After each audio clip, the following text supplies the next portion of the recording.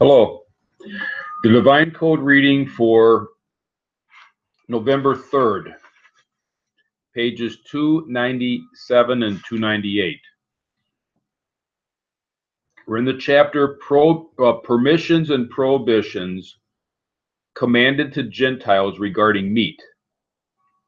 Species for which meat from a living animal is forbidden. Topic number 3. Noah was, however, forbidden to consume flesh that was removed from certain animals while they were still living. This was an eternal, universal command for all the children of Noah. Those specified in topic 1.6, that's in tomorrow's reading, below. As the Torah states in Genesis chapter 9, verse 4, but flesh with its soul, its blood, you shall not eat. This refers to flesh separated from these live animals while their soul is still in their blood. Rashi on Tractate Sanhedrin 59b. So Noah had permission to kill animals for food. Adam did not have permission to kill animals for food. Noah, after the flood, was given permission to kill animals for food, but he was given the prohibition of eating a limb from an animal before that was separated from the animal before it was dead.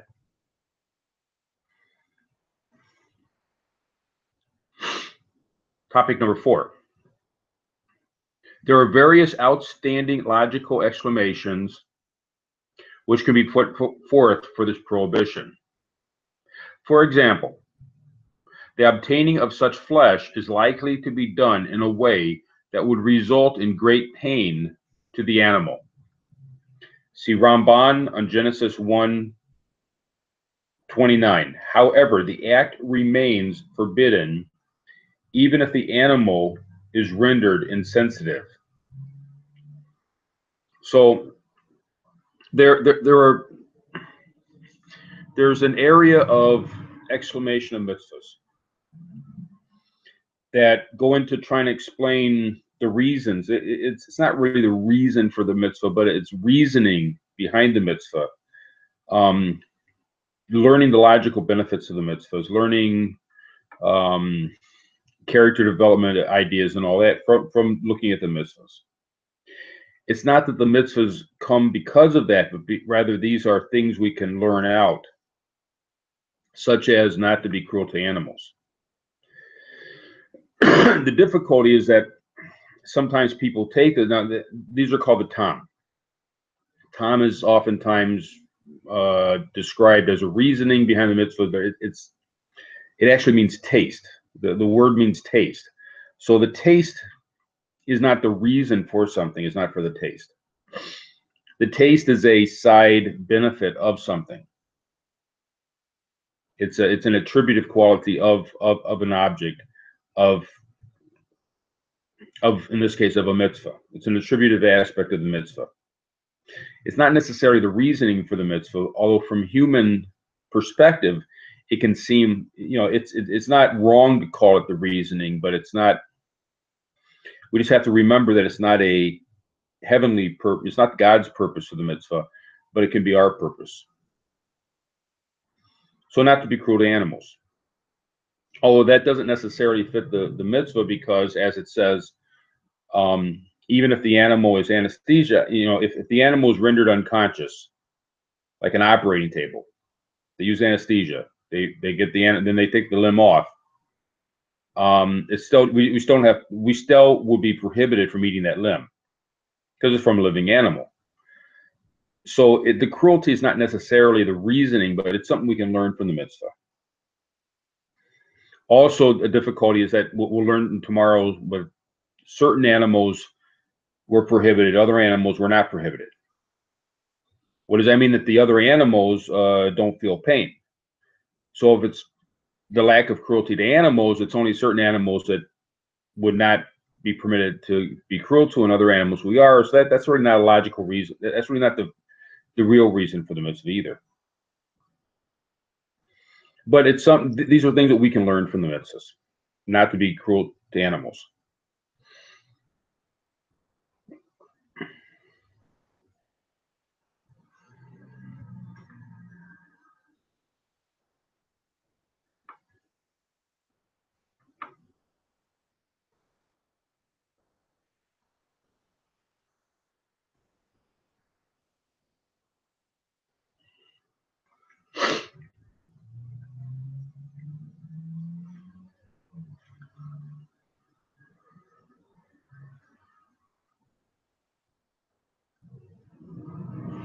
The rabbinic term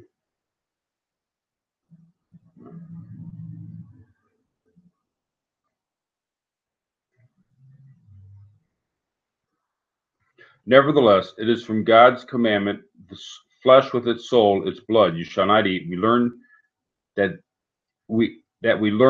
any flesh that is separated in any manner from the animals that are covered in this prohibition, that'll be in tomorrow's reading, during the time that they are alive, it is forbidden to be eaten.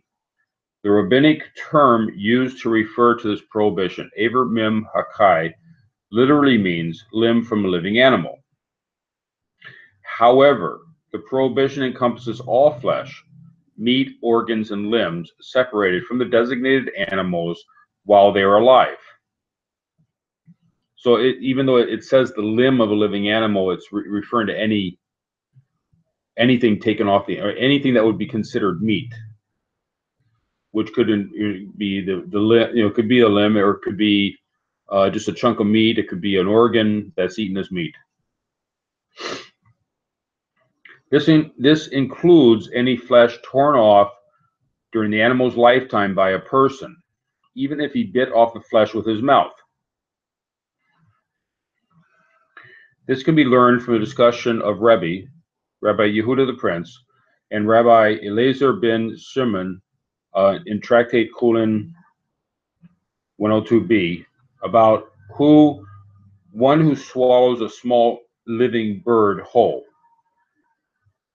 as to whether he is guilty of eating Aver Mim Hakai, which is the meat taken from a living animal. All agree, however, that if a person bites off and eats flesh from one of the specified animals, he is liable. That's because the animal, if he bites the flesh off, the animal is still there in front of him while he's chewing on the flesh. So he took the flesh off the living animal. But a bird is talking about like a baby bird, which is soft, and its bones and beak and all that are soft still, so it could be chewed and swallowed by a person. In that case, it's not taken from a living animal because the animal is not in front of them. In that case, the entire animal has been consumed.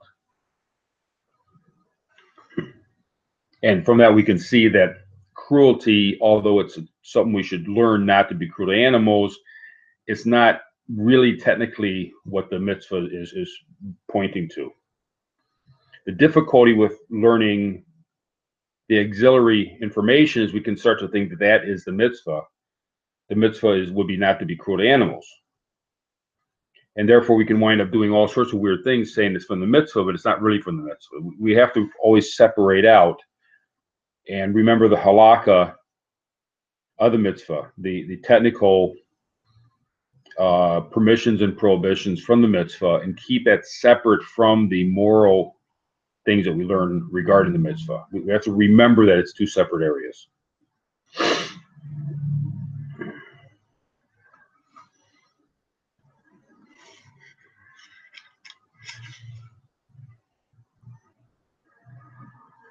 Or by another animal. So if it's torn off by another animal, that would also be prohibited. Or which fell off or was severed from the animal's body due to accident or illness. So if the animal had an accident, had a run-in with a farm implement, a farming machine or something, and its limb was torn off, that limb would be forbidden. even though at that point cruelty, it's got nothing to do with cruelty at that point. It would still be forbidden. See Rashi on Tractate Sanhedrin 57a, Tosafot,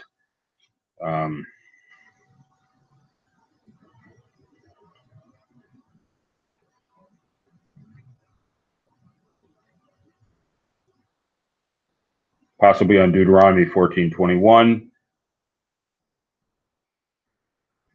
or Tractate Sanhedrin 56b, I should say, and Ron, Tractate Sanhedrin 59b.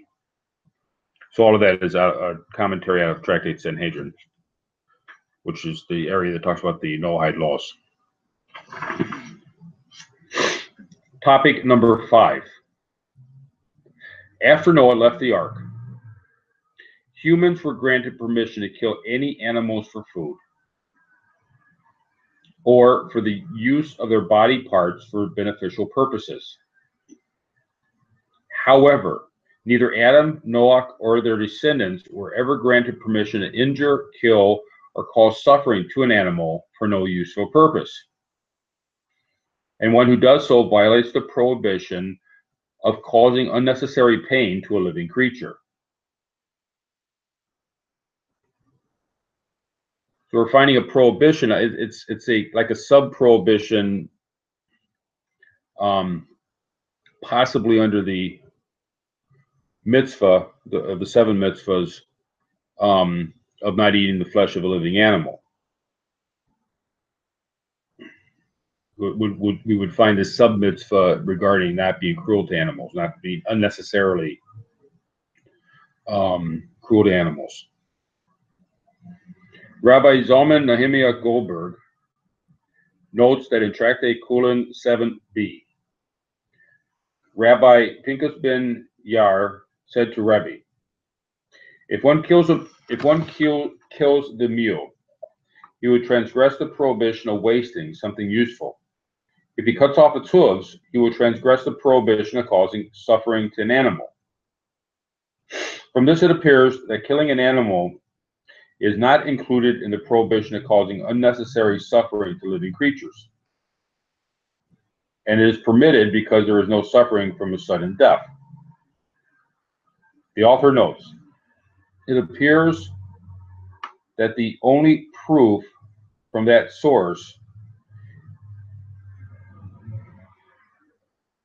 is that there is more suffering caused by cutting off the mule's hooves, but there is still some pain inflicted by killing the animal.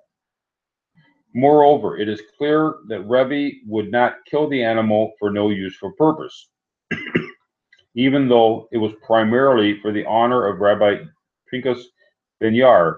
Rather, he would sell its meat to the Gentile or give it to some other worthwhile purpose.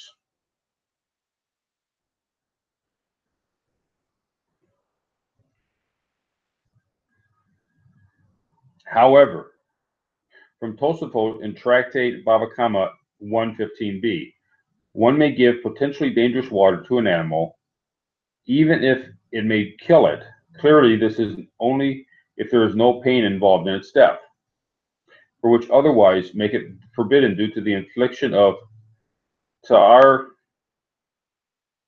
ba'ili chayim, pain or suffering to living creatures. It seems to indicate that the killing itself is not ta'ar ba'ili chayim, in the opinion of Rabbi Goldberg. So killing the animal would not be considered inflicting pain, assuming that the animal is being killed in a reasonable manner. But cutting its hoofs off or doing something else along those lines would definitely be causing suffering to the animal.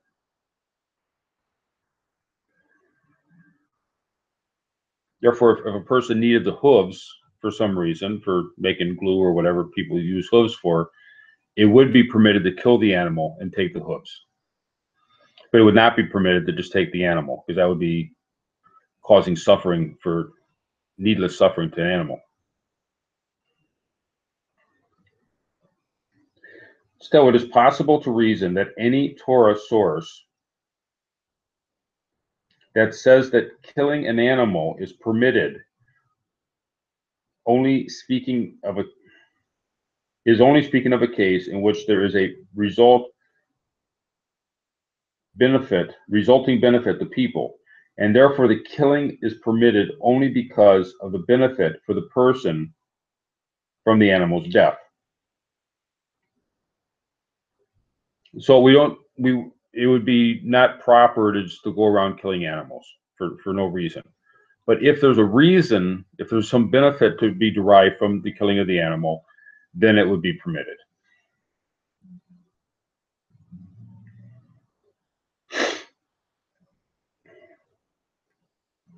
For this reason, it is forbidden to skin an animal or to cut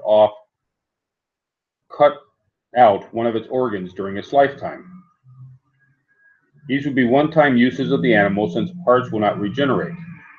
The restriction on causing needless pain dictates that one should kill the animal first. Questions arise about an organ transplant from a living animal to another animal or to a human. If the transplanted organ would be Averman Hakai, and that'll be discussed in chapter 4 and in chapter 7 of this section. Constraining an animal for continuous extraction of bodily fluid will be addressed in chapter 7. So if an animal, if for some reason they're harvesting organs from an animal, or they're harvesting, which would basically mean they should kill, the harvesting of organs works if they're taken from a living animal, which creates all sorts of issues. If it's a human at the end of his life donates his organs, there's major questions about whether or not it's permissible to take organs out of a person while they're still alive, particularly if taking that organ out will cause the person to go over from being barely alive to being not alive, therefore killing the person by taking the organ out. That creates a serious issue and is discussed in the prohibition of murder, because that could be considered murder. If the person donates his heart, well, then the person's still alive when the heart's taken out. He's dead after the heart is taken out. Therefore, taking the heart out is what actually killed him, and that would mean that the person that did that would be liable for murder, even though it's being done in order to help save someone else's life. So that would not necessarily be the case with an animal, because we have permission to kill an animal.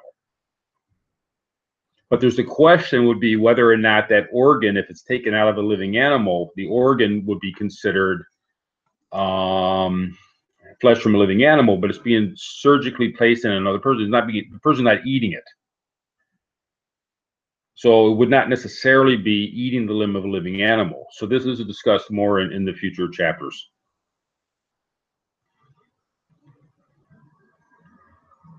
Even if one does not intend to eat from the part removed. Instead, if one requires the hide or an organ, one should first kill the animal and then take the parts of the body that one needs. Tread take Hulin 95b. This is further discussed in chapter 7 below. So ideally, before harvesting the organs, they should kill the animal. The question arises, if that doesn't work for that organ, it needs to be alive. Then then you have to do what you have to do for the benefit.